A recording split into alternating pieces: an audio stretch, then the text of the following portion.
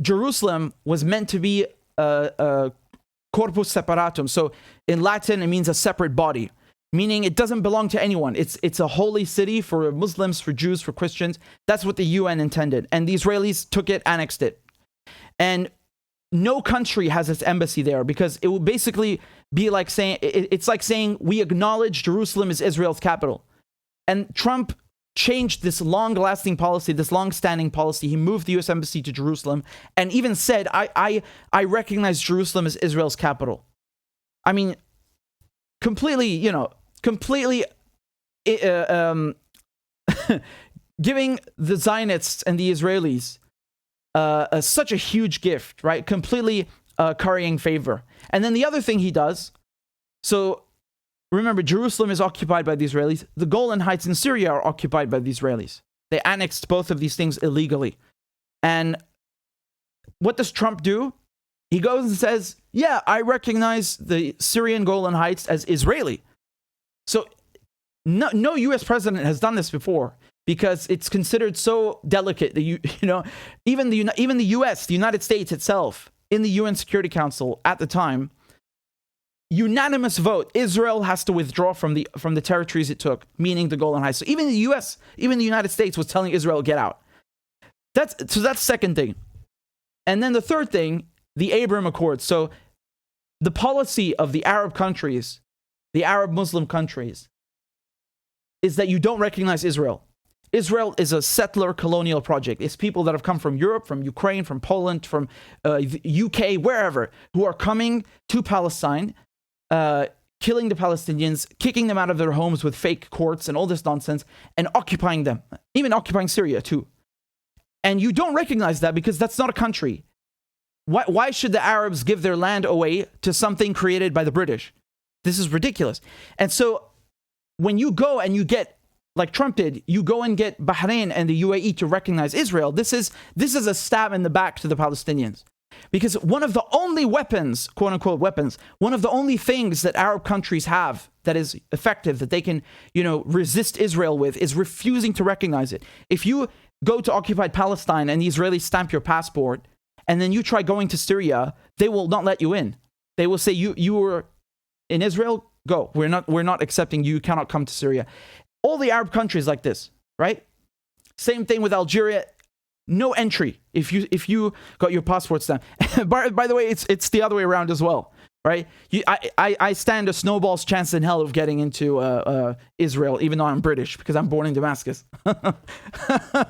Democracy, yeah. Anyway, so that's another thing that Trump did. He got the Abraham Accords. They made it look like, it's peace in the Middle East. Finally there's peace. No, there's no peace. You guys, you're warmongers. What do you mean peace? You're just basically trying to legitimize the occupier.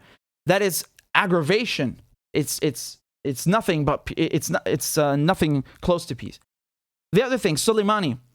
The Israelis hate the Iranians. They hate General Soleimani because General Soleimani is effective. He's effective. The argument that you hear is, he killed American soldiers. No. Look, man. I understand that viewpoint from the Americans, that for them, I was talking about this with Scott Ritter, right, who is himself in the military. I get that from, a U.S. point of view. You don't like that. But these guys, were, if I'm not mistaken, most of them occupying Iraq, occupying Afghanistan. But I'm not talking about that. I'm just telling you that even though the Americans had this beef with him, they didn't kill him. The Israelis got them to kill Soleimani. Do you understand? This is the important point. Because Soleimani is helping the resistance axis. He's helping Syria, right? He helped Syria to fight Al-Qaeda. He helped in Iraq with the PMU, the Hashd al-Sha'bi, to fight Al-Qaeda, to fight ISIS. He is helping the whole region to resist Zionism and U.S. imperialism, Western imperialism. And Trump did such a favor for the Israelis, such a favor, and killed this guy. I think Trump doesn't even grasp who he is. I really think it's like, I'm not giving him a pass. I'm not giving him a pass at all. I just think that he is so dumb and easy to manipulate that he does not even grasp who this guy is, how important he is. People say, he's a general. He's not a general. This guy, I think it was Chris Murphy from Connecticut, the senator there. He likened Soleimani to, he said killing Soleimani is like killing the U.S. Defense Secretary. I think that's a bit more. That's a bit more. It's a bit more similar, but not quite the same. Soleimani's a much bigger figure than that. Look at his funeral. Don't take my word for it. Go watch his funeral. Literally in multiple cities, you have complete seas of people coming out. I don't even know what the number is. It's probably in the millions. It's ridiculous. This guy's like a national hero, and not even just in Iran, outside Iran, in Iraq, in Syria. There's that video I showed you, that very famous video. You have a church, they're holding a mass, they're praying for Soleimani, right? Because he fought Al-Qaeda, he saved Christians, he saved other minorities, Muslims themselves, right? He saved people from Al-Qaeda, from ISIS, from all these groups, because he's leading the resistance axis he's leading the head of, he's the head of the Quds force. By the way, you guys know what Quds means? It means Jerusalem, the Jerusalem force. So the idea behind that is that we will liberate Jerusalem, right? So this guy's a huge figure. He did that favor for the Israelis and killed him. Now, just to be clear, that doesn't mean the resistance is over, because a lot of people, they have the Western mindset. They think, oh, if you kill the head, everything collapses. No. The spirit of the resistance continues with Soleimani or without him. It doesn't mean that he's not a formidable commander. But they miscalculated, I would say. I think that was very stupid, very dangerous. And when people say Trump didn't start any wars, no. Trump started a war. That was an act of war with Iran. Trump is lucky. Trump is lucky that Iran did not respond, because Iran would have had every right in the world to respond, right? Trump got lucky. It's a coincidence that Iran chose not to. Again, this is one of those things where I don't know where the Iranians get this patience from. I admire it. Because I would not be able to have that much patience. No way. I don't know. I don't know how they do it. But again, this was a huge favor for Israel. And of course, Sheldon Adelson,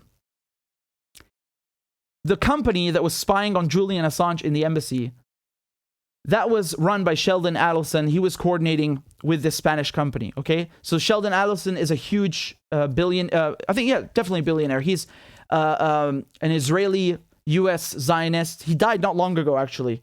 And this guy coordinated with the Spanish company in order to spy on Assange, for the CIA to spy on Assange in the Ecuadorian embassy. And on top of that, the indictment against Assange, it's Trump. Trump is the one that launched the indictment against Assange, saying we're going to prosecute you for the Afghan war diary, the Iraq war logs, the Guantanamo Bay files, basically criminalizing journalism. So I don't know if that necessarily was a favor to Israel, but certainly, absolutely helping, with Sheldon. And I think Sheldon also got Trump to do the other things with the Abraham Accords and all of this stuff, right? So many things. The Caesar Act sanctions, the sanctions against Syria, the sanctions against Iran, this also is from the Israelis. This is not just the Americans. The Israelis want to have Iran crippled. They want to have Syria crippled. And how did Trump do that? He quit the Iran nuclear deal. Israel has hated the Iran nuclear deal from the beginning, which is weird, because you hear this and you're like, why would Israel be against the nuclear deal? Israel is always complaining that Iran is building a nuclear weapon. And the Iran nuclear deal makes sure that Iran cannot have one. So why would Israel oppose it if it's really concerned? Israel opposes the deal because they know Iran is not building a nuke. They just want to make sure Iran is isolated, because with the deal, the US lifts sanctions on Iran. That's the deal, right? Iran puts caps on the nuclear program, and then it gets sanctions relief in return. That's the basic idea. And Israel does not want Iran to be, living in peace. They want to have the Iranians under sanctions and isolated, not able to sell oil, not able to export anything, not able to work in any capacity, whether it's banking or finance, and nothing. That's why Israel opposes the deal. Do you understand? And of course, the ballistic missiles programs, the resistance support. Trump complained. He said the same talking points that the Israelis gave him, that the deal does not go far enough, right? It doesn't cover these things that have nothing to do with the nuclear program. So he did so many favors for the Israelis. I'm losing count on my fingers. So to claim that Trump is not a Zionist or even worse, that he's not with the establishment, this is really like lunacy. You know, this is like wishful thinking. Come on, you're kidding yourself. And pay attention. And do you think the Democrats or the DC club would criticize Trump on any of the things that I told you? No, because they love these things. How do I know this? Because A, they said nothing, and B, they have not walked any of these things back, right? For all intents and purposes, Biden has still not rejoined the nuclear deal. The sanctions on Iran, the sanctions on Syria are still there. The U.S. embassy is still in Jerusalem. You know, all of these things, they have not walked them back and not reversed them. Even the Golan Heights, you know, this spineless, invertebrate coward, you know, Pompeo. He goes and says, oh, this is Israeli and Jerusalem is Israeli, and then Blinken takes his place and says, yeah, we are not going to reverse that. You know, this is dependent on whether Bashar al-Assad is removed. And you know, that's what he said basically. So you really see how it's all, you know, one big club and we ain't in it. And Democrats, Republicans, forget these stupid labels. They're all the same. They're all the same. All the same. Like, I can pin it down to the issue. I literally just did. And this is only one domain. I can, of course, explore others. But really, Trump did so many favors to Israel. And you know what the funniest thing is? You know what's so funny? You know, when they kicked him off Twitter, during this period, the last weeks of his presidency, they kicked him off of Twitter and they kicked him off of all these things. I'm not saying the deplatforming is funny, but during this period when everybody was like canceling Trump, you know, all the people in his establishment, in his administration were trying to like jump ship and say, oh, I had nothing to do with that. Oh, the insurrection, all this. You know who else did that? AIPAC. AIPAC, the Israeli lobby, condemned Trump after all the shit that he did for them. Oh man. You know, you love to see it, don't you? Look at this. This is from Twitter on January 7th, 2021. We share the anger of our fellow Americans over the attack at the Capitol and condemn the assault on our democratic value. This violence and President Trump's incitement of it is outrageous and must end. Oh, God. They stabbed him in the back, man. That guy, he did everything for them. Everything. And you see? It's like rats jumping ship. Everybody, including AIPAC, everybody, they all distanced themselves from him. Amazing. It really shows you how dirty politics is, right? You can do everything for Israel. They'll stab you in the back. By the way, same thing for the Americans. I've told you this many times. All of these people they've worked with, that they've used, is perhaps the best verb to employ here. They always stab them in the back. Always. Politics is a dirty game. And Trump, I think, even Trump got dealt a few surprises, right? Because he likes to think he knows everything. But I think he also didn't see a few things coming. And he even, correct me if I'm wrong, did he not say that they used him, something like that? Or am I imagining this? Am I imagining this? Let me just look this up quickly.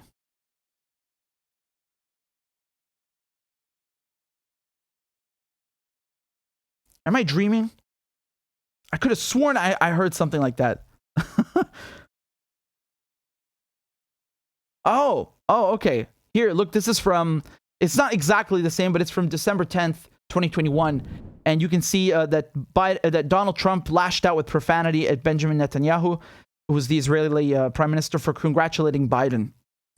Trump accused the former Israeli leader of disloyalty, saying he had helped Netanyahu in his own elections by reversing decades of U.S. policy. Hey, there it is.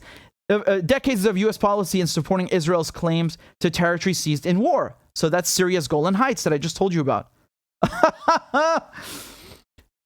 He says, nobody did more for Bibi, and I liked Bibi, and I still like Bibi. But I also like loyalty. Bibi could have stayed quiet. He has made a terrible mistake. Oh, man. I wasn't dreaming. This was real. There you go, man. I got nothing more to say.